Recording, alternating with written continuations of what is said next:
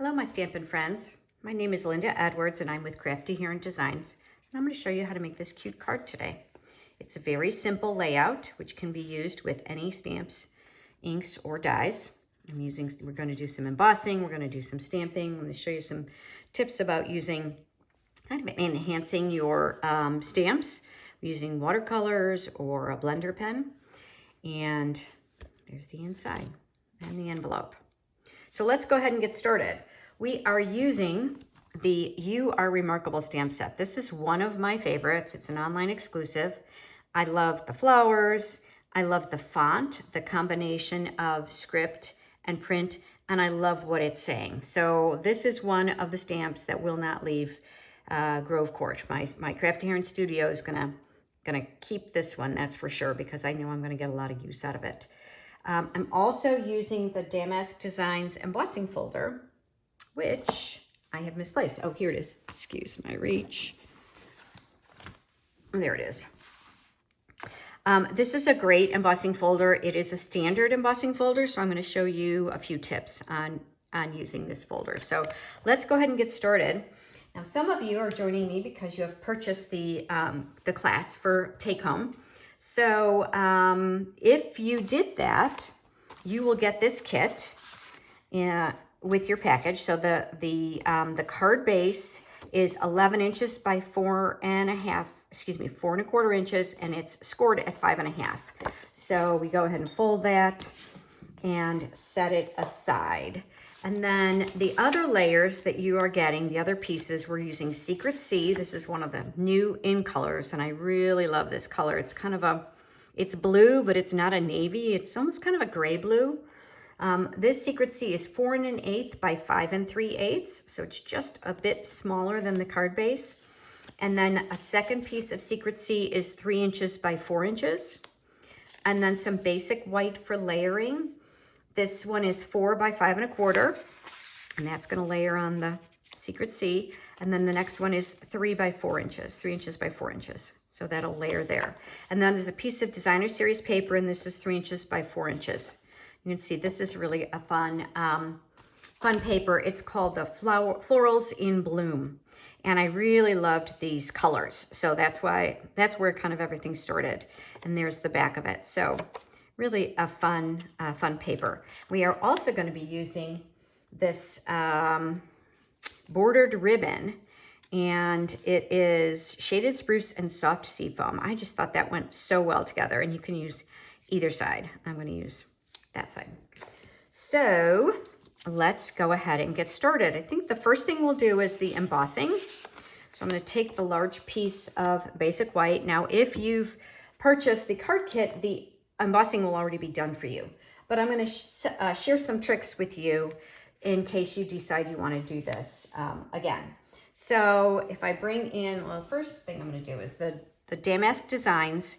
They kind of run horizontal, but I wanted it to go this way on my card because the card is vertical. So I'm lining it up on the line here, primarily because what I'm looking for is I want to line it up side to side so that it runs across, so that it looks even on my card base.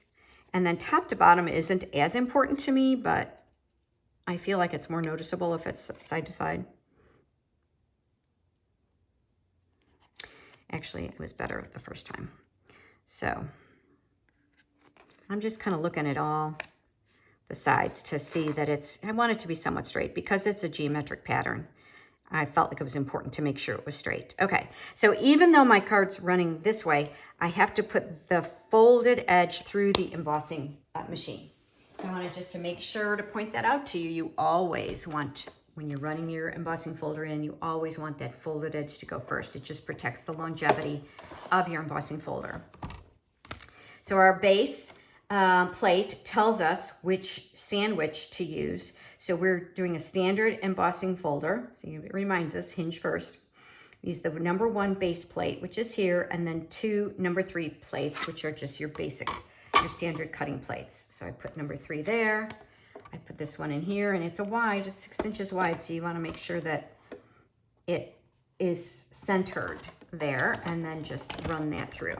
Now, if you're using a 3D embossing folder, it's a different sandwich, and you just want to make sure you can tell something's wrong. It's really hard to get a 3D folder through with this, so don't ever force it. If your instinct says, oh, this is really a lot harder than I think it should be, listen to yourself, and don't push it through because you'll damage your machine. So there we go. Those are those designs. I think you can see those. I thought that was really kind of pretty. All right, so we'll set that aside and we will bring in and do our stamping. So let's see, I'm gonna have some, I know I brought some scrap paper here. Here, I'll use this one. Okay, so I'm gonna use the Memento ink, and I'm going to bring in this large flower. And because the flower is larger than the ink, the size of the flower is larger than the ink, I'm going to go ahead and lay it flat on my surface so that I get a nice even image and apply the ink that way. So I'm going to go ahead, and I want this to be kind of in the center and a little bit off. I'm going to leave a little bit of room at the top. Okay.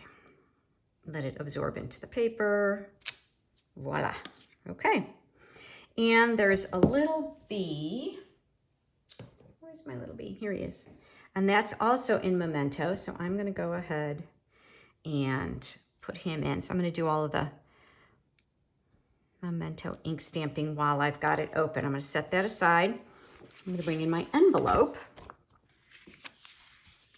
I'm going to clean my stamp before I restamp it. Because it was off the paper a little bit, I've got a little bit of ink there, and I just want to make sure that I don't get it on something inadvertently. Same thing. Let's see, this is the front of my envelope. So I'm not going to, so the stamp is going to be off the envelope a little bit, but I still want to stamp the entire stamp, because I still want to ink the entire stamp, because you don't know. I mean, you've just had it happen too many times where I think, oh, I'm not going to put that part on the envelope anyway, and then I go to stamp it, and I missed. You know, I didn't ink it all the way, and it looks, just doesn't look right. So there we go. So I'll set that aside and then clean that off as well. I like to clean my stamps immediately, mainly so that I don't inadvertently put my finger in them and get ink all over everything. So let's go ahead and bring this back. And now we're going to do the leaves. So the envelope, I'm just going to leave the outline. I'm not going to color in the envelope. You certainly could if you wanted to. This is Lemon Lime Twist. I want to just double check it and see, a little blotchy. So what I'm gonna do is, I'm gonna bring in, I'm gonna show you a couple of tricks. So one, I'm gonna bring in this spoon, make sure it's clean, and I'm gonna move some of the ink. When it's blotchy like that, a lot of times it's just because there's too much ink at the surface. So I kind of wanna move some of that ink aside. And let's test it again. When the pads are new, they can be kind of juicy. Oh yeah, that's much better. Can you see the difference?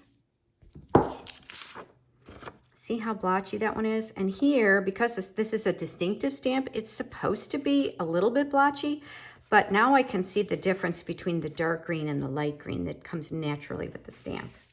So I'm gonna clean this off again. One more time, I'm gonna go ahead and just kind of move that ink over a little bit. And the next trick is getting it all lined up. So I'm gonna get some ink on my, okay. Now, whoops, it's upside down. No, that's right. So there's the stem kind of runs there. I'm gonna line that up here and then of course line up the bottom. Now I will tell you that because I'm doing it over my camera, it's very difficult to get it all lined up. I'm gonna do my best, but if it doesn't line up, I'll show you some ways to fix it. Oh, that worked out okay. A little bit off, but I'll show you some ways to fix it. Okay, so we're gonna set that aside. And now I'm gonna bring in the flower. I'm gonna do the same thing. Well, actually, now that I have this open, I wanted to do the, let's check that, the little center in the flower.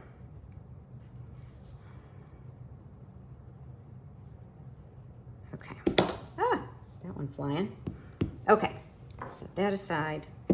Now I'm done with the green, the lemon lime twist. And I'm gonna bring in Berry Burst. And I just thought Berry Burst was a fun color to complement those blues and greens. And once again, I wanna double check and see that's really dark. That's too light. It's okay. Let's see what happens. Can I? Yes. Okay.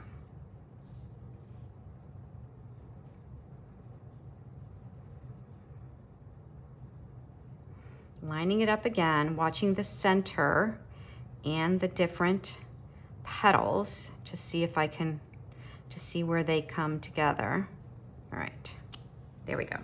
Okay, and we are going to set that aside. All right, so now I'm gonna come in with some pencils and the blending brush.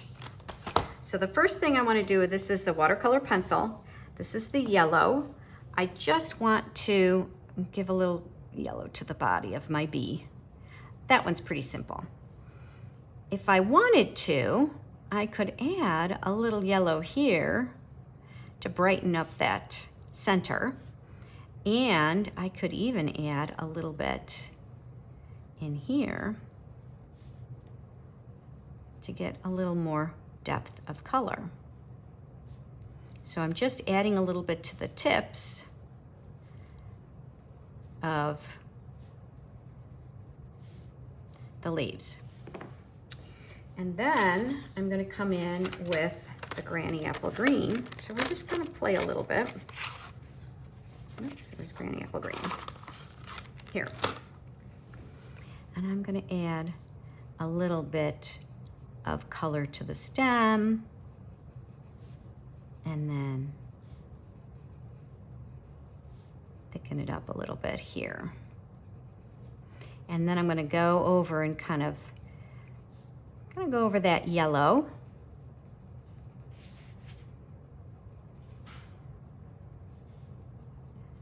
Just to blend the colors a little bit. So watercolors are a really good way to start. If you're just getting started and you don't have all the ink colors or you don't have all the blends, I feel like the watercolors, and I'm gonna show you what to do with the blender pen, is a really good way to stretch your colors. All right. You see how much more depth there is there? You've got a little bit of the yellow, a little bit of the green, and then of course the base is the lightest of the green. So I think I'm gonna leave that like that. And then I'm gonna come in with the Berry Burst, and now I'm gonna bring, this is Flirty Flamingo. And I'm gonna add some Flirty Flamingo. Now, not every watercolor, not all of the Stampin' Up! Colors are not available in watercolors, but a lot of them are. And it's a good way to give you, like it's got basics. It's got pinks, it's got purples, we've got blues, greens, yellows, and then some of the neutrals. So I'm just going over it again, just to give it a little more depth, and especially because this is a distinctive stamp, changes the color, doesn't it? And then you can take it a step further and take your white. Where's my white? My white gets a lot of use. And I can lighten it up. and add in some highlights.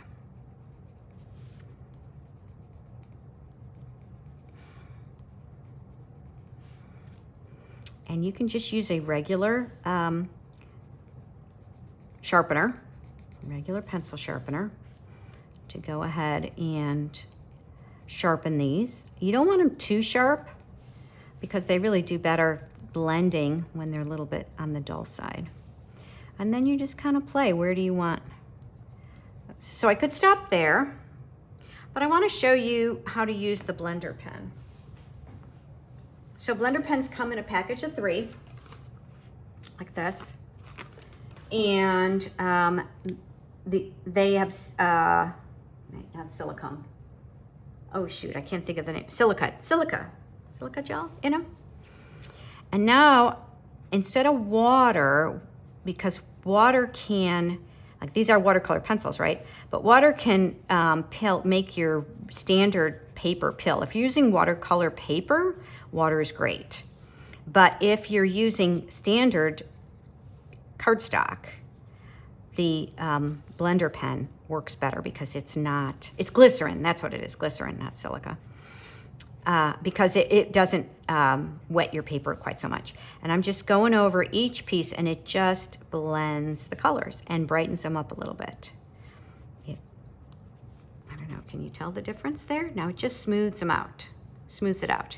Okay, so now I'm gonna switch and go with the darker colors, and all I'm gonna do to get the ink off my marker, it might stain, but that's okay.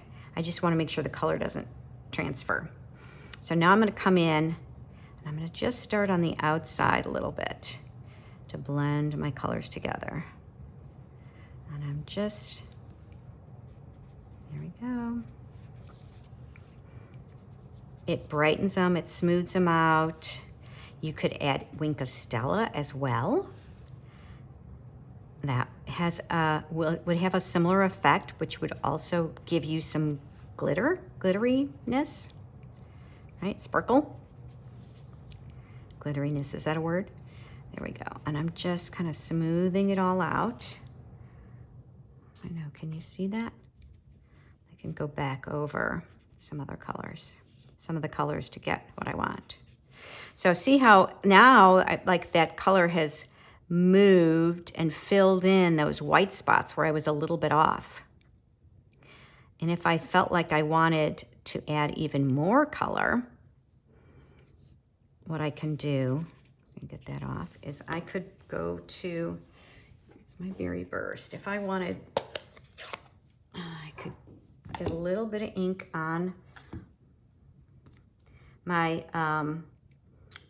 block, and I'm gonna pick up some of the ink with the blender pen. I wanna get some of it, see how dark that is? But if you don't have a particular color, like if you don't have Berry Burst and you're like, oh, I really want it. If you don't have the blend or you don't have the watercolor, you can, if you want the blend, excuse me, you can use your blender pen. I took too much off now. You can use your blender pen to come in and fill that. As, there we go, we'll get a little bit of dark outline there. So you can kind of fill that in, especially if you had like words or something that, you know, you like it's a little bit off and you want to add a little more color. This works really well. So lots of uses for the blender pen. Let me do that so that again, so I don't put my finger in it. And okay. And then the last thing I'm going to do after cleaning that is we're going to do a little more stamping. I'm going to bring in my Secret C, and there's a nice blotch stamp. Somewhere. Here it is, right in front of me. And I'm going to just, you know, add a little, bring a little bit of interest here. There. Maybe a little bit. Turn that around there. And then one more spot, kind of over here. Okay. Here we go. So now, let's assemble our card. Bringing all the pieces. Get rid of this so that I don't accidentally smudge anything. And my card base was hiding. Okay, so the first thing we're going to do is attach the white embossed piece to the, let me think, is that what I want to do first? I have to look at what I did. Nope, not yet. Not yet, just kidding. I'm going to attach the DSP, the Designer Series paper, to the embossed piece because we're going to run the ribbon around this piece before we attach it to the card base. So I'm just going to attach this. Now I could have just used, like I didn't have to use a full piece of white on here. I could have just done, you know, cut it smaller, but I really wanted I like to have several layers on my cards. It gives it some nice heft. And so that's why I went ahead and kept it a full size. All right, and I want to make sure that none of the white is showing, because if it does, you'll see it, right? Because it's going on the blue. So even if it's showing a little bit, it's not. But if it's, you'd rather show it to the back because it doesn't really matter in the back, right? Okay, so now we're bringing in the ribbon, and for this, I'm going to use tear and tape on this piece. You can use glue dots, but I don't know. I just thought I'd show you something different. So we're going to put tear and tape along here. Okay, let me think, what do I want to do? I think I want it to be on, no, I want it to be a little high. So I don't like to cut the card in half. So I'm going to put the tear and tape a little high.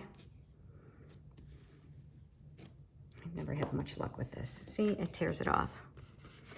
I don't know why. I struggle with that, but I'll show you on the back what I'm going to do instead. And then on the back, I'm going to go ahead and just put a little tear and tape like that. Now here it won't matter so much. Just put it there and there. But you would take a piece of scissors, maybe. Okay. And so, go ahead.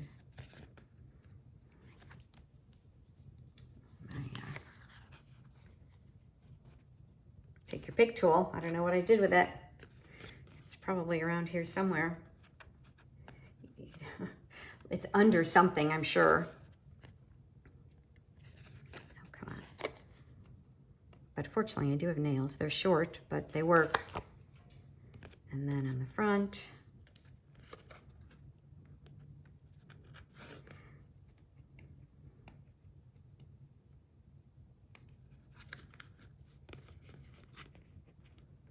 There we go. All right. And I'm going to bring in my silicone mat since I have the tear and taper on the back. And bring this around. And of course, I want it to go around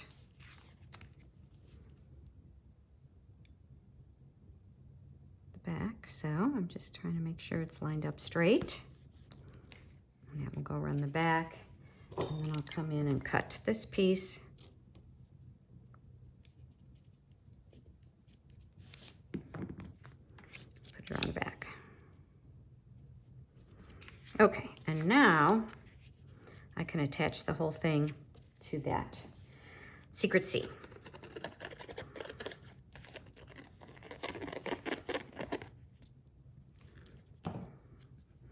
And it's a pretty tight fit, so I think I'm actually going to take that out so that I can see it better on the lighter surface, because there's only about a 1/16 of an inch all the way around. There we go. All right. And then I remember that, well, we'll finish this up. No, I'm going to set this aside because I need to stamp the inside of my card. And I want to do that before I go any further, because if I make a mistake with my stamp, I can flip my card around.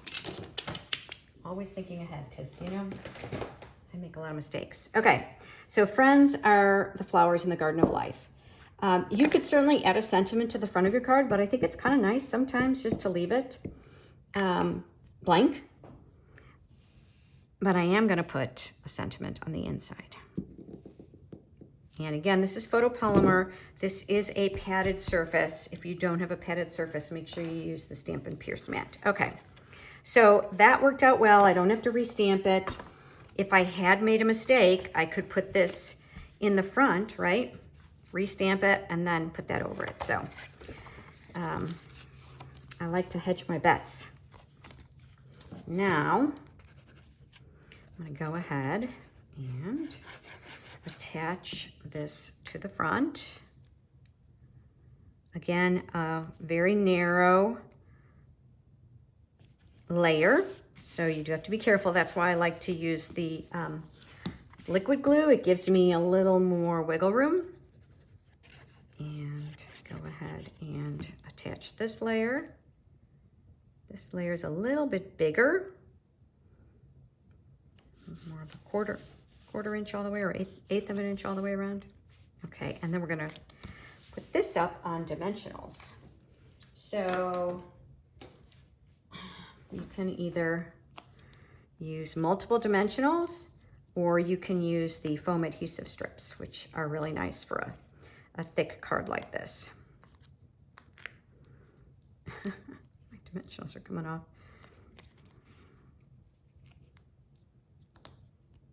The paper backing, for some reason, is coming off. Here. Let me get this. Since that paper backing came off, I want to make sure to use that one. I guess I could have put the paper backing back on, huh? All right. So if you visit the Greensboro, Georgia area, I'd love to, you to join me at one of my in-person classes. And if you don't live in the area, or you don't have, have the ability to join in person, I do offer my card classes to go on a regular basis, and you can find out all the information about that on by signing up for my newsletter. And the sign up for my newsletter is in the YouTube video in the description. You can find it there. Or you can follow me on Facebook and find the information there. Let's see, the last thing I want to do are the dots. And where are they? I use those adhesive. I mean, my desk is not that big of a mess. I don't understand why I'm not finding them. All right, I have another option. These, what I'm using actually are the leftover of the purple adhesive dots that came with Celebration, just because, or the sequins, just because I think they're perfect with this card. And I know they're here somewhere, probably wherever my take your pick tool is. But this is the light pink version, which I think is really pretty with this. But you could certainly use something else that you might have in your stash. Did that come off with? Yes. Sometimes they come off and they don't have the adhesive on the back. The static is getting me. I also try to post videos regularly, a couple times a month. And you can follow me on my YouTube channel, and you'll get, if you hit the subscribe button, you'll get a notification when I put out a new video. So here we go. There you go. I left that. I like that kind of clean and simple on the envelope. And then we stepped it up on the front of the card and just did that. You could certainly also stamp the flower just in there. Would be another nice addition. But for now, I kept it simple. And I hope that you like it. Give me a thumbs up if you like what you see, and let me know if you use this kind of as a sketch to create a different design. And again, I appreciate you being here with me today. My name is Linda Edwards with Crafty Hair and Designs, and I look forward to crafting again with you soon. Bye for now.